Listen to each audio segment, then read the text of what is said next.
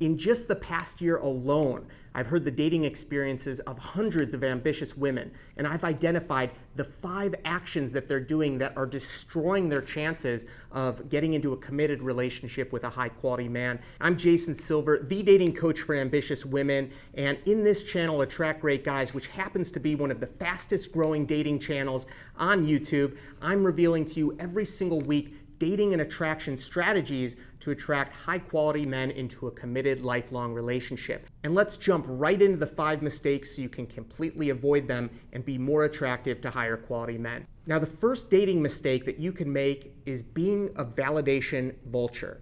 A validation vulture is someone who is constantly looking for validation, for a man to say he's attracted to her or he likes her or, some other form of compliment. They need that external validation from other people in order to feel fulfilled. And inherently, that neediness, that person seeking validation, is unattractive to men. Men are actually looking to pursue someone who doesn't need their validation. They're looking to pursue someone who I call is on the train of glory. Now, if you can imagine that your life, your path is like a train on a track, and you're either going towards, a gloomy, horrible, creepy forest on just some sad track, or you can be on the train of glory. Now, the train of glory is moving towards, let's just say like an epic fun beach town, a vacation destination. It's fast moving, it's fun, it's an incredible place to be.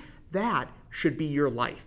Regardless of whether another man validates you, you should know that you've got incredible values, you've got a great social circle, that you are on your path to becoming the person that you are meant to be. You are doing the things that you're passionate about, and you don't need that external validation.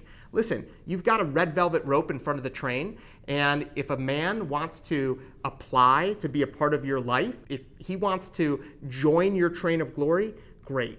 But if he's not interested, it's not like the train is stopping. It's not like the train is getting derailed. You are still on that path. You don't need that validation to stay on your path of glory. So that is what I mean by validation vulture. And if you do that, if you're constantly seeking and needing him to like you, for you to feel fulfilled, it's going to be an instant turnoff to any high quality man, and you're ultimately not going to end up attracting the types of guys that you really truly want to attract. The second mistake that you can make is falling into the change trap. Now, the change trap is basically the trap in your brain that makes you think that a man is going to change his ways or that you can do something to change a man. Maybe you've thought, oh, well, he was single before and, he made a mistake and he's definitely going to change now. The ultimate pathway to a real healthy relationship is acceptance. Just as we as people want to be accepted for who we are, all of our good and all of our flaws, we don't want people to try to change us. Your partner is going to be the same way. No one truly wants to be changed. And the truth of the matter is, you don't have the power to change anyone. You don't have that level of control that he's just going to change. Now, what you can do, and this is the best thing to do, is to hold boundaries. I've talked about this in the past about not criticizing a man, not trying to change him. I've talked about accepting him. That doesn't mean that you should accept negative behavior. That doesn't mean that you should allow him to treat you negatively. It just means that you can't expect that you're going to be able to change him or that behavior, that you can set boundaries.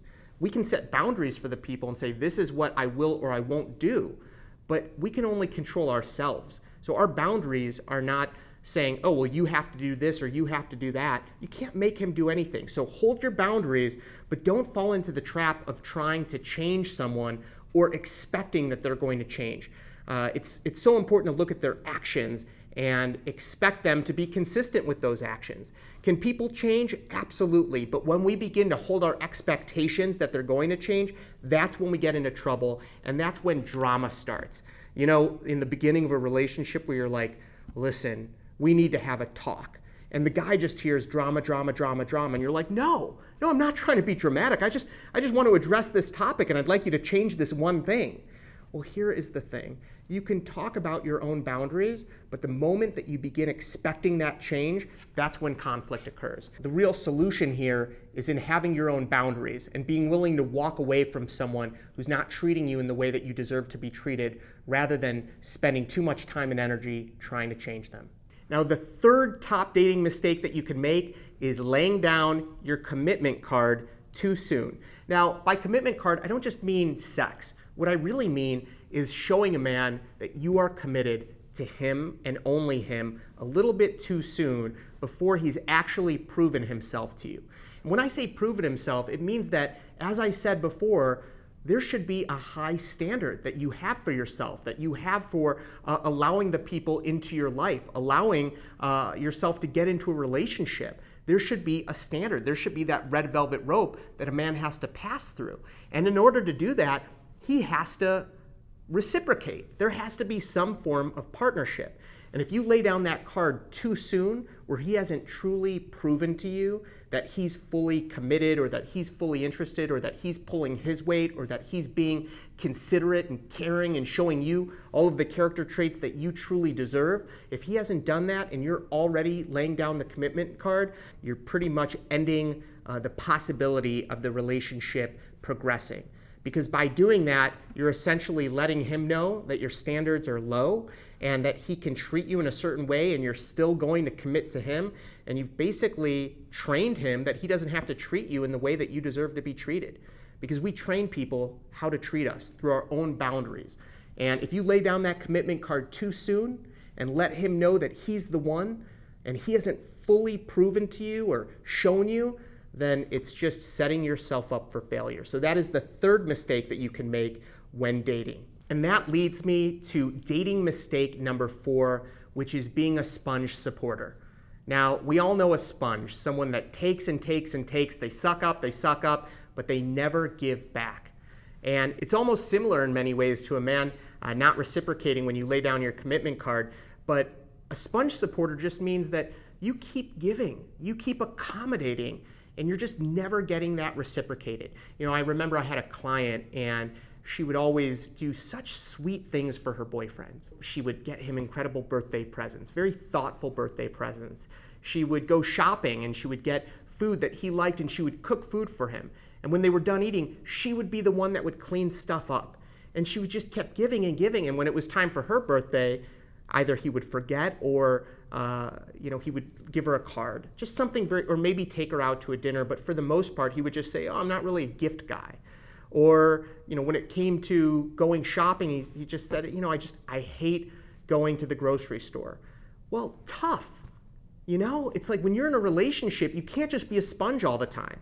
So if you find that you stay in a relationship with someone that's not truly reciprocating, they're not compromising, maybe their schedule doesn't fully match with yours, and you find that you're always accommodating their schedule. You're always traveling to them, or they're always coming to your house and using your stuff and eating your food, and they're just never repaying that. It's important to make sure that their actions are reciprocal, that they're just not the constant sponge, that they are pulling their weight, because a relationship is a partnership. It takes two. So if you just give and give and give, you are a sponge supporter. And that is the fourth dating mistake that you can make, because nobody wants to be in a committed lifelong relationship with a sponge. It never works, and someone is always unhappy. Now, the fifth and final mistake you can make is listening to your emotional lies. Now, in any relationship, when we're in it, we feel such strong emotions. Sometimes it can even feel like a roller coaster. But unfortunately, when we feel strong emotions, we can attach meaning to certain things that happen, so we can almost morph the meaning of things. And that's not always helpful, because when we attach meaning, we can sometimes sway the reality of the situation. So it's important not always to listen to your emotional lies, but to start to look at things objectively. And one of the best ways to look at your relationship more objectively is ask yourself the question, what if he treated the woman that I value most in this world this way?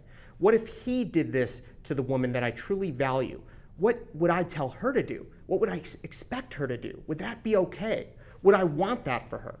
When we begin to step outside of the relationship and replace ourselves with the woman that we value and care about most in the world, it really changes our perspective.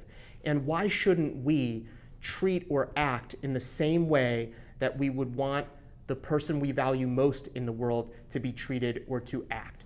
So when we do that, it puts everything in a perspective and it helps us to get outside of our emotional lives. So these 5 things are so important to avoid.